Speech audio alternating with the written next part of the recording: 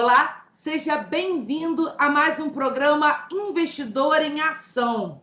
E se você acompanha o mercado de ações das bolsas de valores, sabe que essa semana a gente teve algumas oscilações bem complexas. Por isso, a gente trouxe aqui o tecnólogo Gilvan Bueno, membro da Comissão Especial de Finanças aqui do CRARJ e o seu amigo do Investidor em Ação, para falar sobre as empresas de capital misto. 5 pontos a considerar quando você quer investir.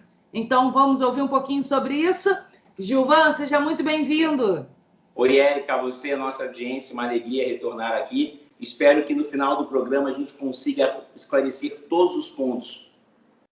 Então, vamos lá, Gilvan. Primeiro, vamos nortear os nossos espectadores. Qual o conceito dessas empresas de capital misto?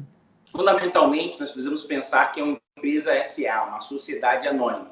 Existem 2 tipos de sociedade anônimas, de capital aberto e de capital fechado.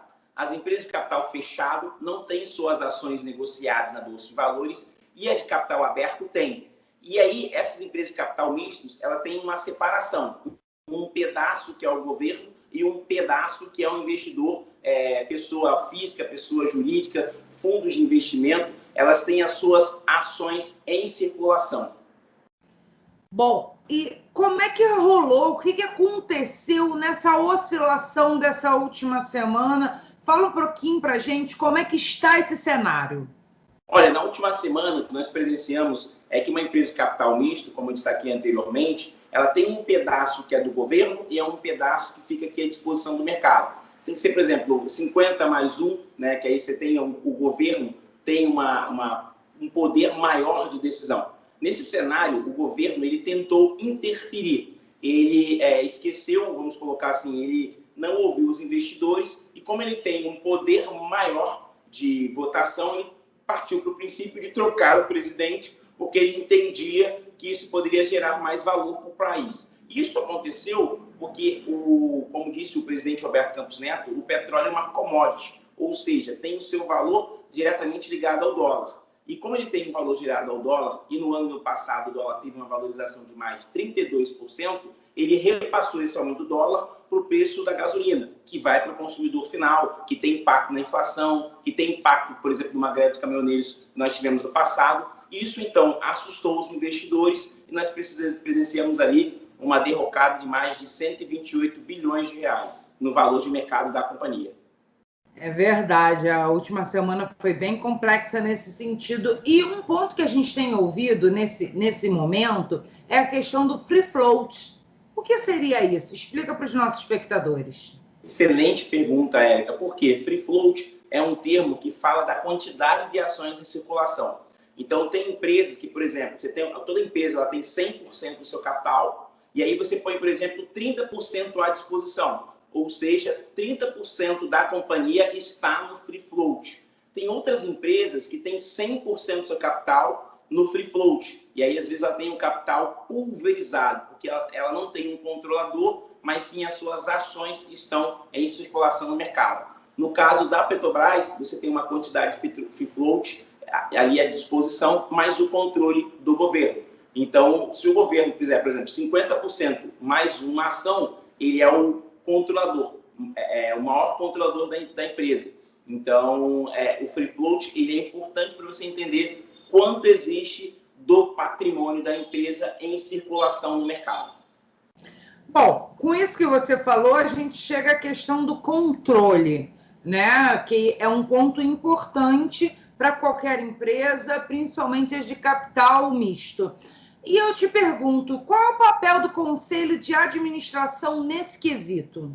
Muito bom, muito bom. Olha, toda empresa SA, ela tem ali uma legislação própria. Então, o maior representante da SA, normalmente, não é o presidente da companhia, mas sim o conselho de administração. Então, grandes empresas, por exemplo, como o Pão de Açúcar, o que eles fazem? O presidente sai do dia a dia e vira presidente do conselho. Então, o conselho pensa e passa essas diretrizes para o seu presidente. E aí você vai trocando de presidente e você vai trocando de conselho. No caso de uma empresa de capital misto, vamos colocar assim, ela tem 3 representantes do governo, cada um com um voto.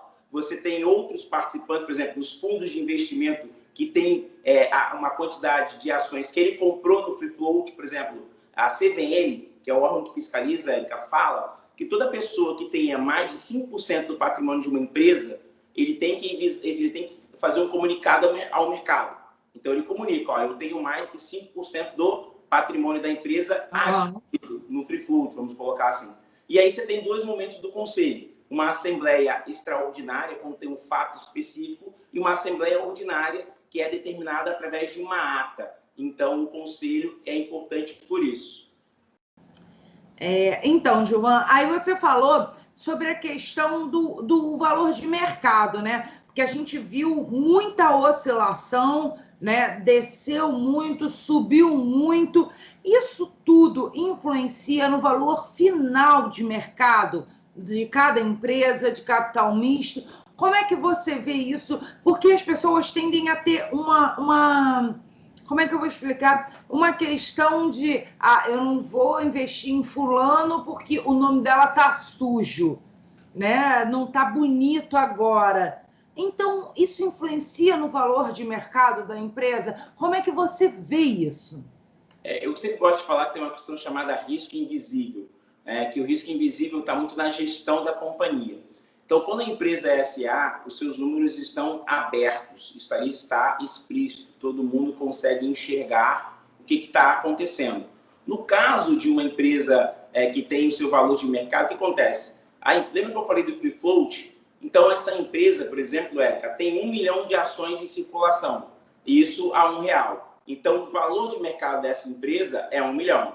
A partir que o valor de mercado dessa empresa sobe, se as ações que ela tem sobem. Então, você tem lá 1 milhão de ações, agora é R$10. Então, agora você tem ali 10 milhões de reais. Então, você vai subindo gradativamente. Então, o valor de mercado, ele sobe por algumas variáveis positivas, né, que seriam lucratividade, market share, um produto que seja disruptivo, um bom conselho de administração, uma distribuição de lucros. E uma empresa tem o seu valor de mercado destruído quando ela tem um risco de imagem, quando os critérios e a transparência do negócio ficam desconstruídos. Isso pode ficar muito explícito. Nós temos aqui um caso do DIRB, que é uma empresa que foi super acusada de fraudar o balanço, de mostrar números não coerentes, e isso prejudicou a empresa e o valor de mercado desceu. Então, a primeira variável, quando se abre o capital na Bolsa, é ter uma alta transparência para os seus investidores.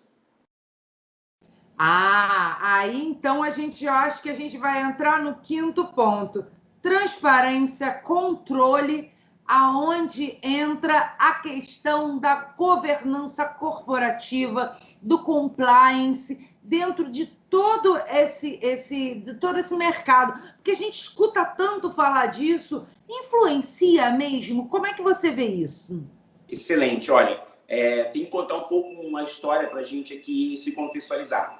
Na década passada, vamos colocar assim, nós tivemos alguns casos de fraudes contábeis, tá? Tem o caso da Aeron, tem alguns casos muito emblemáticos que tiveram seus balanços fraudados, enganaram o mercado. Tem o caso da Aeron, tem um documentário sobre isso. Então, surgiu ali uma necessidade de mudar a legislação contábil, aconteceu, e a Alemanha começou a criar uma transparência, uma coisa chamada governança corporativa. Vale assistir um filme, aqui uma dica, chamada O Contador, com Ben Affleck, que explica muito isso. No mercado de ações, nós temos 2 tipos de ações, ordinárias e preferenciais. Essas 2 ações, a ordinária dá direito a voto e participar da Assembleia, e a preferencial, quando a empresa distribui lucro, ela é maior normalmente, mas ela tem preferência numa falência. Só que essas 2 classes de ações, alguns estudos mostram que fraudes contábeis são mais fáceis quando você tem 2 classes de ações. Então, no Brasil, surgiu um novo mercado. Então, no Brasil, você tem 3 tipos de segmento, né? Você tem empresas nível 1, nível 2 e novo mercado. O novo mercado só tem uma classe de ações, que são as ordinárias, e tem o mais alto grau de transparência, de governança corporativa. Então, governança é um quesito importante, muito cobrado do mercado. Por exemplo, quem quiser pesquisar, olha aí, Smiles e Go. O que aconteceu? a Gol falou o seguinte: eu preciso de caixa e preciso emitir ações. Então, ele pediu a Smiles para emitir uma quantidade X de comprar bilhetes na pandemia. Quando a Smiles comprou bilhete, a Gol recebeu dinheiro, só que era no meio da pandemia. Então, isso trouxe um problema de governança corporativa e os investidores questionaram. Por quê? Por que a sua empresa controlada está comprando bilhete no meio da pandemia? Esses são os casos assim, de governança corporativa que mostram a importância de você ser transparente. Gilvan, para a gente fechar o nosso papo, eu tenho uma pergunta a te fazer. Somente no Brasil nós temos esses quesitos 1, 2 e 3? Excelente pergunta. O Brasil ele tem um novo mercado, mas outros lugares do mundo também tem. Só que o Brasil está virando uma referência por causa da Alemanha. Por exemplo, nos Estados Unidos você tem várias classes de ações, mas o Brasil, em termos de buscar maior governança, eu queria parabenizar a Comissão de Valores Imobiliários, a CVM, porque ele sempre exige o máximo de transparência possível. Eu acho que esse pode ser um papo para o nosso próximo programa, hein? Combinado, te encontro lá então. Então tá bom. E vocês que acompanharam a gente até aqui, já sabem, entendeu agora sobre a questão da empresa de capital misto? E semana que vem a gente vai falar sobre essa questão das empresas de nível 1, 2 e 3, de novo capital. Temos mais coisas para falar. Eu te espero. Até lá. Tchau, tchau. Tchau, tchau.